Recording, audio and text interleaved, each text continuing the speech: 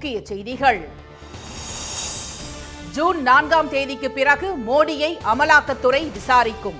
தப்பிக்கவே முடியாது என ராகுல் காந்தி உறுதி. 3 நாள் பயணமாக நாளை மறுநாள் தமிழகம் வருகிறார் பிரதமர். கன்னியாகுமரி விவேகானந்தர் பாறையில் தியானத்தில் ஈடுபட திட்டம். பாலியல் வன்கொடுமை வழக்கில் 31ஆம் தேதி சிறப்பு குழு முன்பு ஆஜர். குற்றச்சாட்டுக்களை சட்ட ரீதியாக எதிர்கொள்வேன் என பிரஜ்வல் அறிவிப்பு. தென்மேற்கு பருவமழை சராசரியை விட அதிக அளவு பெய்யும். இந்திய வானிலை ஆய்வு மையம் கணிப்பு. வணக்கம். வணக்கம். மக்களவை தேர்தலுக்கு பிறகு அமலாக்கத்துறை விசாரணையில் இருந்து தப்பிக்கவே பிரதமர் திரு மோடி பரமாத்மாவை துணைக்கு அழைப்பதாக காங்கிரஸ் எம்பி திரு ராகுல் காந்தி விமர்சித்துள்ளார். எல்லோரையும் போல தாம் தாய் தந்தையருக்கு பயோலாஜிக்கலாக பிறக்கவில்லை என்றும் தம்மை இந்த பூமிக்கு அனுப்பியது பரமாத்மா தான் என்றும் அண்மையில் நேர்காணல் ஒன்றில் திரு மோடி தெரிவித்திருந்தார். அவரது இந்த கருத்து நாடு முழுவதும் விமர்சனங்களை ஏற்படுத்தி வரும் நிலையில் பீகார் மாநிலம் பக்தியார்பூரில் ராஷ்டிரிய ஜனதாதளம் கட்சி தலைவர் திரு தேஜஸ்வி யாதவுடன் இணைந்து நேற்று பிரச்சாரம் செய்த திரு ராகுல் காந்தி நீண்ட உரைகளை பேசி நாட்டை பிளவுபடுத்துவதை நிறுத்துமாறு திரு மோடியை வலியுறுத்தினார். பீகார் மக்களுக்கும் இந்த நாட்டிற்கும் என்ன செய்தீர்கள், இளைஞர்களுக்கு எவ்வளவு வேலைவாய்ப்பு அளித்தீர்கள் என்று கூறுங்கள் என்று அவர் கேள்வி எழுப்பினார். மக்களவை தேர்தலுக்கு பிறகு அதானி குறித்து அமலாக்கத்துறை எழுப்பும் கேள்விகளுக்கு தமக்கு எதுவும் தெரியாது, பரமாத்மா கூறியதை தான் செய்தேன் என்று பதில் அளிக்கத்தான் தாம் பரமாத்மாவால் அனுப்பி வைக்கப்பட்டவர் என்ற பிம்பத்தை திரு மோடி உருவாக்குவதாக திரு ராகுல் காந்தி விமர்சித்தார். मुझे परमात्मा ने ऊपर से भेजा है, मैं बायोलॉजिकल नहीं हूं, मैं परमात्मा का मैसेंजर हूं, उनका काम करने आया हूं. ये उन्होंने पता है क्यों कहानी निकाली है ये परमात्मा वाली? क्योंकि चुनाव के बाद जब वही ईडी के लोग नरेंद्र मोदी से अदानी जी के बारे में पूछेंगे तो नरेंद्र मोदी कहेंगे मैं नहीं जानता, परमात्मा ने कहा था. இதனிடையே இந்தியா கூட்டணிக்கு மக்கள் அதிக அளவில் திரண்டு வந்து வாக்களித்துள்ளதாக சமாஜ்வாதி கட்சி தலைவர் திரு அகிலேஷ் யாதவ் தெரிவித்துள்ளார். இதனால் பிரச்சாரத்தில் எதை பற்றி பேசுவது என்று திரு மோடி குழப்பமும் சோர்வும் அடைந்துள்ளதாக அவர் கூறியுள்ளார். பிரதமர் திரு மோடி நாளை மறுநாள் தமிழகம் வரவுள்ளதாக தகவல் வெளியாகியுள்ளது. 7 கட்டங்களாக நடைபெறும் மக்களவைத் தேர்தலில் வரும் ஜூன் 1ஆம் தேதி கடைசி கட்ட தேர்தல் நடைபெறுகிறது. இதற்கான பிரச்சாரம் வரும் 30ஆம் தேதியுடன் போகிறது. இந்நிலையில் தனது பிரச்சாரம் முடிந்து பிரதமர் அன்றே தமிழகம் வருகிறார். 3 நாள் பயணமாக திருவனந்தபுரம் வழியாக கன்னியாகுமரி வரும் பிரதமர் திரு மோடி அங்குள்ள விவேகானந்தர் பாறையில் தியானம் செய்ய உள்ளதாக தகவல்கள் தெரிவிக்கின்றன. பிரதமரின் வருகையை ஒட்டி கன்னியாகுமரியில் தமிழக வருவாய்த்துறை அதிகாரிகள் ஆய்வு மேற்கொண்ட நிலையில் தற்போது பாதுகாப்புக்கு போலீசார் குவிக்கப்பட்டுள்ளனர். பிரதமரின் சிறப்பு பாதுகாப்பு அதிகாரிகள் இன்று டெல்லியிலிருந்து கன்னியாகுமரி வந்து பாதுகாப்பு ஏற்பாடுகளை கவனிக்க உள்ளதாக கூறப்படுகிறது.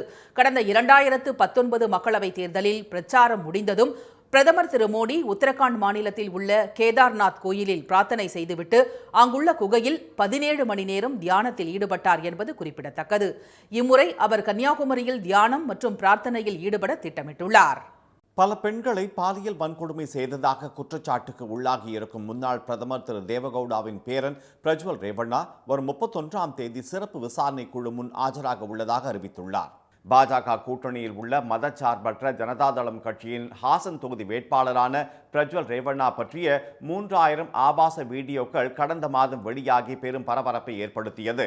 இதையடுத்து தூதரக பாஸ்போர்ட்டை பயன்படுத்தி அவர் வெளிநாட்டிற்கு தப்பிய நிலையில் பாதிக்கப்பட்ட பெண்கள் அளித்த புகாரின் பேரில் கர்நாடக அரசு சிறப்பு புலனாய்வு அமைப்பை ஏற்படுத்தி விசாரணையை தீவிரப்படுத்தியுள்ளது. இந்நிலையில் தனது சமூக வலைதளத்தில் காணொலி ஒன்றை பதிவிட்டுள்ள பிரஜ்வல் வரும் 31ஆம் தேதி சிறப்பு புலனாய்வு குழு முன் நேரில் ஆஜராக இருப்பதாக கூறியுள்ளார். விசாரணைக்கு முழு ஒத்துழைப்பு அளிப்பேன் என தெரிவித்துள்ள அவர் நீதிமன்றத்தின் மீது தமக்கு நம்பிக்கை உள்ளதாகவும் பொய் வழக்குகளில் இருந்து வெளியே வருவேன் என்றும் கூறியுள்ளார். ರಾಹುಲ್ ಗಾಂಧಿ ಅವರು ಮತ್ತು ಹಾಗೂ ಎಲ್ಲ ಹಿರಿಯ ನಾಯಕರುಗಳು ಏನು ಓಪನ್ ವೇದಿಕೆಗಳಲ್ಲಿ ಈ ಒಂದು ವಿಚಾರಗಳನ್ನ ಪ್ರಚಾರ ಮಾಡೋದಕ್ಕೆ ಪ್ರಾರಂಭ ಮಾಡಿದ್ರು, ಚರ್ಚೆ ಮಾಡೋದಕ್ಕೆ ಪ್ರಾರಂಭ ಮಾಡಿದ್ರು, ಒಂದು ರಾಜಕೀಯದ ಪಿತೂರಿ ಮಾಡೋಂಥ ಕೆಲಸನ ಮಾಡಿದ್ರು. ಇದೆಲ್ಲ ನೋಡಿದಂಥ ಸಂದರ್ಭದಲ್ಲಿ ನಾನು ಡಿಪ್ರೆಷನ್ಗೆ ಹೋಗುವಂಥ ಕೆಲಸ ಆಯಿತು, ಐಸೋಲೇಷನ್ಗೆ ಹೋಗುವಂಥ ಕೆಲಸ ಮಾಡಿಕೊಂಡೆ. ನಾನೇ ಖುದ್ದಾಗಿ ಶುಕ್ರವಾರ ಏನು 31ನೇ ತಾರೀಕು 10 ಗಂಟೆಗೆ SIT ಮುಖಾಂತರ SIT ಮುಂದೆ ಬಂದು ನಾನು ಸಂಪೂರ್ಣ ಈ ಇನ್ವೆಸ್ಟಿಗೇಷನ್ಗೆ ಸಹಕಾರ ಕೊಡೋ ಮುಖಾಂತರ ನಾನು ಇದಕ್ಕೆ ಸರಿಯಾದ ರೀತಿಯಲ್ಲಿ ಉತ್ತರ ಕೊಡುವಂಥ ಕೆಲಸನ ಮಾಡಿದೆ. தனது குடும்பத்தினரிடம் மன்னிப்பு கோரியுள்ள பிரஜ்வல் தேர்தல் முடிந்தவுடன் தான் வெளிநாடு பயணம் மேற்கொண்டதாகவும் அந்த பயணம் முன்கூட்டியே திட்டமிடப்பட்டதாகவும் தெரிவித்துள்ளார். அங்கு சென்ற பிறகே தம் மீதான குற்றச்சாட்டுகள் குறித்து தெரிந்து கொண்டதாக அவர் கூறியுள்ளார். பிரஜ்வல் எங்கிருக்கிறார் என்பது குறித்த தகவல்களை கோரும் ப்ளூ கார்னர் நோட்டீஸ் ஏற்கனவே இன்டர்போல் மூலம் வெளியிடப்பட்டுள்ளது. தேர்ந்தெடுக்கப்பட்ட பிரதிநிதிகளுக்கான சிறப்பு நீதிமன்றம் பிரஜ்வல் ரேவண்ணாவுக்கு எதிராக கடந்த 18ஆம் தேதி கைது வாரண்ட் பிறப்பித்தது. அவரது தூதரக பாஸ்போர்ட்டை ரத்து செய்ய வேண்டும் என காங்கிரஸ் தலைமையிலான கர்நாடக அரசு மத்திய அரசை வலியுறுத்தி வருவது குறிப்பிடத்தக்கது. இந்த ஆண்டு தென்மேற்கு பருவமழை சராசரியை விட அதிக அளவு பெய்யக்கூடும் என்று இந்திய வானிலை ஆய்வு மையம் கணித்துள்ளது.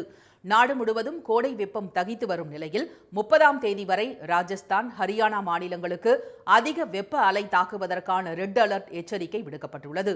பஞ்சாப், சண்டிகர், டெல்லி, உத்தரப்பிரதேசம் ஆகிய மாநிலங்களுக்கு ஆரஞ்ச் அலர்ட் விடுக்கப்பட்டு கடுமையான வெப்ப அலை வீச வாய்ப்பிருப்பதாக இந்திய வானிலை மையம் எச்சரித்துள்ளது. ராஜஸ்தான் மாநிலம் ஜோத்பூரில் அதிகபட்சமாக 116 டிகிரி வெப்பம் தகித்தது. மத்திய பிரதேச மாநிலம் குவாலியரில் 113 டிகிரியும், உத்தரப்பிரதேச மாநிலம் அலகாபாத்தில் 111 டிகிரியும், குஜராத் மாநிலம் அகமதாபாத்தில் 109 டிகிரியும் வெயில் சுட்டெரித்தது. டெல்லியில் 111 டிகிரி வெப்பம் கொளுத்தி வரும் நிலையில் கருப்பு மேலங்கி அணிவதிலிருந்து விலக்கு அளிக்குமாறு உச்சநீதிமன்றத்தில் வழக்கறிஞர்கள் மனு தாக்கல் செய்துள்ளனர். கடும் வெயிலில் கருப்பு மேலங்கி அணிவது அசௌகரியமாக இருப்பதாக தெரிவித்துள்ள அவர்கள் இந்திய காலநிலைக்கு இந்த உடை பொருத்தமானது அல்ல என்று தெரிவித்துள்ளனர். இதனிடையே தற்போது வீசி வரும் வெயில் படிப்படியாக குறையும் என்றும் இந்த ஆண்டு தென்மேற்கு பருவமழை 87% என்ற சராசரி அளவை தாண்டி 106% பெய்யும் என்றும் இந்திய வானிலை ஆய்வு மையத்தின் இயக்குநர் திரு மிருத்யுஞ்சய் செய் மொஹாபாத்ரா தெரிவித்துள்ளார்.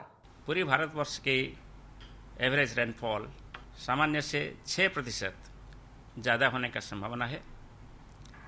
सामान्यतः 87 सेंटीमीटर रेनफॉल 1 जून से 30 सितंबर के दौरान रिकॉर्ड किया जाता है पूरी इंडिया के एवरेज लेते हुए, और इस बार इसी पीरियड में 87 सेंटीमीटर की 106% होने का संभावना है.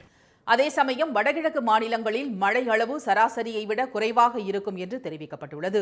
இந்தியாவின் முக்கிய உணவு தானியங்களான நெல், சோளம், பருத்தி, சோயா, கரும்பு உள்ளிட்ட பயிர்கள் விளைவதற்கான ராஜஸ்தான், மத்திய பிரதேசம், மகாராஷ்டிரா, ஒடிஷா, உத்தரப்பிரதேசம், மேற்கு வங்கம் உள்ளிட்ட மாநிலங்களில் 52% நிலப்பரப்புக்கு தென்மேற்கு பருவமழை மிகவும் முக்கியமானதாகும்.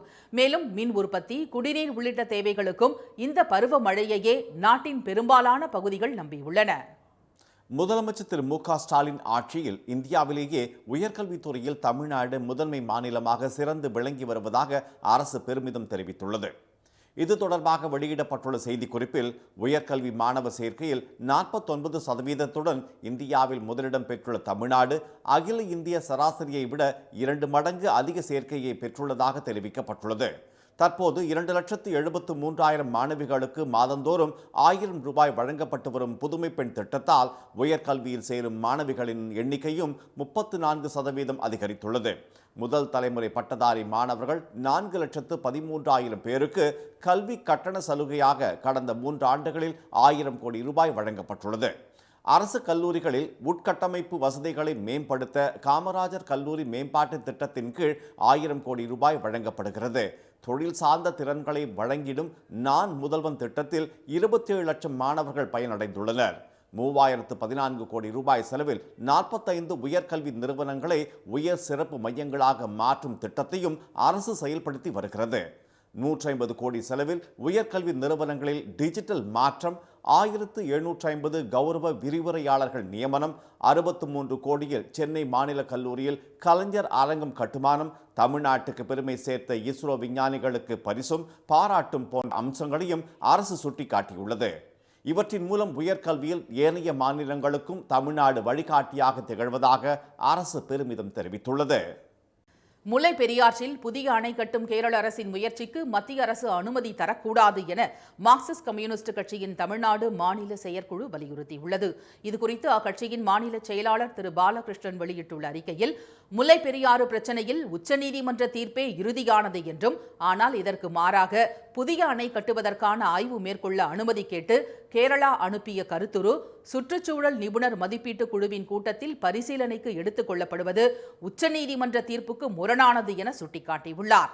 இது தமிழகத்தின் பாசன உரிமையை பாதிக்கும் என்பதுடன் இத்தகைய நடவடிக்கைகளை எதிர்த்து சட்ட ரீதியான நடவடிக்கை மேற்கொள்ளப்படும் என மத்திய வனத்துறை அமைச்சருக்கு தமிழ்நாடு முதலமைச்சர் கடிதம் எழுதியுள்ளதை வரவேற்பதாகவும் அவர் குறிப்பிட்டுள்ளார். மேலும் காவிரி பாசனத்துடன் இணைந்த சிலந்தியாறு தடுப்பணை பணிகளை தமிழ்நாடு அரசு அல்லது காவிரி மேலாண்மை ஆணையத்தின் அனுமதி பெற்ற பின்னரே கேரள அரசு மேற்கொள்ள வேண்டும் என்றும் திரு பாலகிருஷ்ணன் வலியுறுத்தியுள்ளார். உதகையில் குடியிருப்பு பகுதி அருகே சிறுத்தை புலி நடமாடுவது அச்சத்தை ஏற்படுத்தியுள்ளது. நீலகிரி மாவட்டத்தில் 67% வனப்பகுதி உள்ள நிலையில் வன விலங்குகள் உணவு தேடி இரவு நேரங்களில் குடியிருப்பு பகுதிகளுக்கு வருவது அதிகரித்து வருகிறது. நேற்று மாலை உதகை அருகேயுள்ள அழகர்மலை சந்திப்பு பகுதியில் குடியிருப்பை ஒட்டி சிறுத்தை புலி ஒன்று கம்பீரமாக நடந்து வந்தது. பின்னர் திறந்த வெளியில் படுத்துக்கொண்ட அந்த சிறுத்தை புலியை கண்ட பொதுமக்கள் கூச்சலிட்டனர். ஆனால் அதனை சிறிதும் பொருட்படுத்தாத சிறுத்தை புலி நீண்ட நேரமாக அதே இடத்தில் உலவியது. இப்படி 1 மணி நேரத்திற்கு மேலாக ஒரே இடத்தில் இருந்த அந்த சிறுத்தை புலி பின்னர் மெல்ல அங்குள்ள விளைநிலத்தின் வழியாக வனப்பகுதிக்குள் நடந்து சென்றது. இதை உள்ளூர் மக்கள் மட்டுமின்றி சுற்றுலா பயணிகளும் அச்சம் மறந்த நிலையில் ஆர்வத்துடன் கண்டு ரசித்தனர்.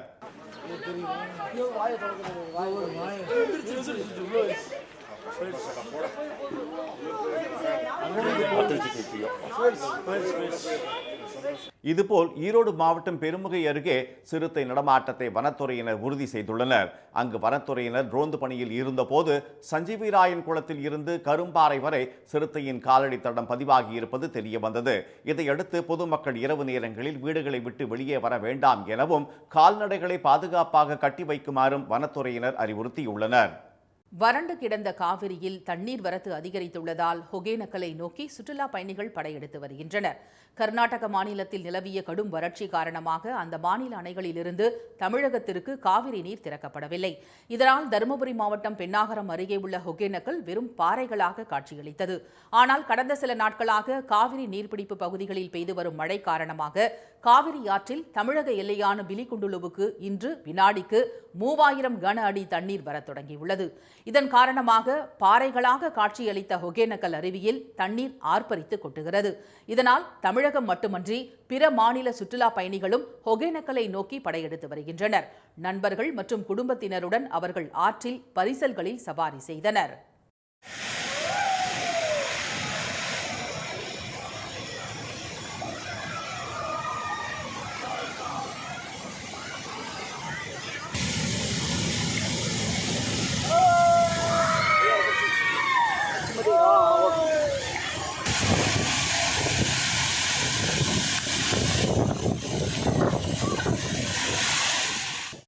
சிறியவர்கள் முதல் பெரியவர்கள் வரை ஏராளமான சுற்றுலா பயணிகள் எண்ணெய் மசாஜ் செய்து கொண்டனர்.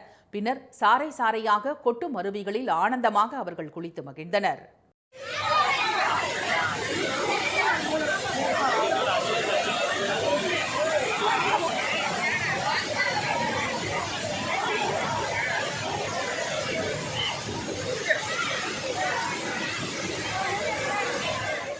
இயற்கை சூழலில் குடும்பத்துடன் அருவியில் குளித்தது மனதுக்கு புத்துணர்ச்சியை அளித்துள்ளதாக சுற்றுலா பயணிகள் தெரிவித்தனர். கோடை விடுமுறையை குழந்தைகளுடன் கழிக்கவே ஒகேனக்கல் வந்துள்ளதாகவும் அவர்கள் கூறினர். புதுக்கோட்டை அருகே பழுதான மின்மாற்றியை சீரமைக்காத மின்சார வாரியத்தை கண்டித்து மின்மாற்றிக்கு கண்ணீர் அஞ்சலி செலுத்தும் போராட்டத்தில் பொதுமக்கள் ஈடுபட்டதால் பரபரப்பு ஏற்பட்டது. காயாப்பட்டி சுற்றுவட்டார பகுதிகளுக்கு இங்குள்ள மின்மாற்றியில் இருந்து மின் விநியோகம் செய்யப்பட்டு வந்த நிலையில் கடந்த 15 தினங்களுக்கு முன்பு இடி தாக்கியதில் மின்மாற்றி பழுதடைந்தது. இந்நிலையில் மின்வாரியத்தினர் பழுதை நீக்கி சென்ற ஒரு சில நாட்களில் மீண்டும் பழுதாகியுள்ளது. இதனால் போதிய மின்சாரம் இல்லாமல் அப்பகுதியைச் சேர்ந்த பொதுமக்கள் அவதியடைந்து வருகின்றனர். இதுகுறித்து பலமுறை திருவரங்குளம் மின்வாரிய அலுவலகத்திற்கு புகார் மனு கொடுத்தும் எந்தவித நடவடிக்கையும் எடுக்கவில்லை என கூறப்படுகிறது. இதனால் அதிருப்தி அடைந்த அப்பகுதி மக்கள் மின்வாரியத்தை கண்டித்து பழுதான மின்மாற்றிக்கு கண்ணீர் அஞ்சலி செலுத்தும் நூதன போராட்டத்தில் ஈடுபட்டனர். ஒரு 15 நாளைக்கு முன்னாடி இடி விழுந்துருச்சுன்னு சொன்னாங்க. இப்போ பார்த்தா வெடிச்சிருச்சுங்கிறாங்க. ஏற்கனவே புதுசாக வைக்கிறேன்னு சொன்னாங்க, அதையும் வைக்கல. தொடர்ந்து திருவரங்குளம் மின்சார வாரியம் இந்த மக்களுக்கு பெரிய துரோகத்தை செஞ்சுக்கிட்டே இருக்குது. சம்மந்தப்பட்ட அதிகாரிகள்கிட்ட ஃபோனில் பரம்பரை சொல்லியிருக்கோம். அதே மாதிரி பொது தளங்கள்லையுமே நாங்கள் சொல்லியிருக்கிறோம். ஆனால் அவங்க அதை பெருசாக எடுத்துக்கல. இந்த போராட்டத்தின் போது மின்மாற்றிக்கு மாலை அணிவித்து முழக்கங்களை எழுப்பிய பொதுமக்கள் இனியும் மின்வாரியத்தினர் சீரமைக்கவில்லை என்றால் மிகப்பெரிய போராட்டத்தை நடத்துவோம் என எச்சரிக்கை விடுத்துள்ளனர். தமிழ்நாட்டில் கடந்த ஒரு வாரமாக கோடை மழை பூமியை குளிர்வித்த நிலையில் மீண்டும் பல இடங்களில் வெயில் சதமடிக்க தொடங்கியுள்ளது. ரெமல் புயல் வங்கதேசம் அருகே கரையை கடந்த நிலையில் தமிழகத்தில் வெப்பம் அதிகரித்து வருகிறது. அந்த வகையில் சென்னை மீனம்பாக்கம் மற்றும் நுங்கம்பாக்கத்தில் 105 டிகிரி ஃபாரன்ஹீட் வெப்பம் சுட்டெரித்தது. வெப்ப மண்டலமாக கருதப்படும் வேலூரில் 103 டிகிரியும் தஞ்சையில் 102 டிகிரியும் வெயில் கொளுத்தியது.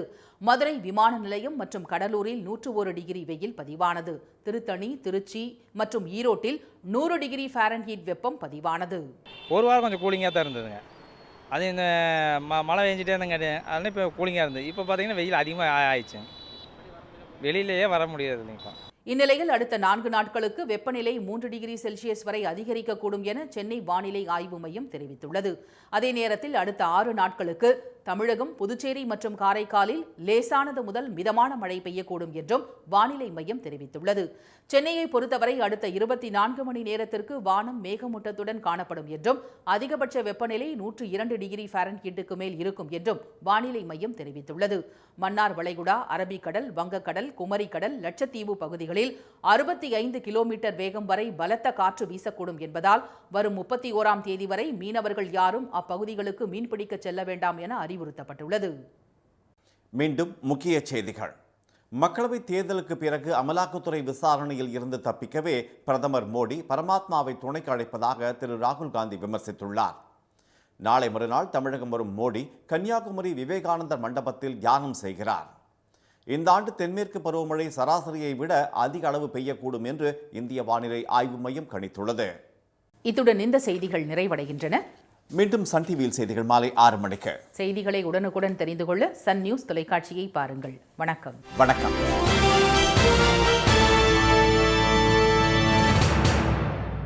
உடனுக்குடன் செய்திகளை தெரிந்து கொள்ள சன் நியூஸ் பெல் ஐகானை கிளிக் பண்ணுங்க.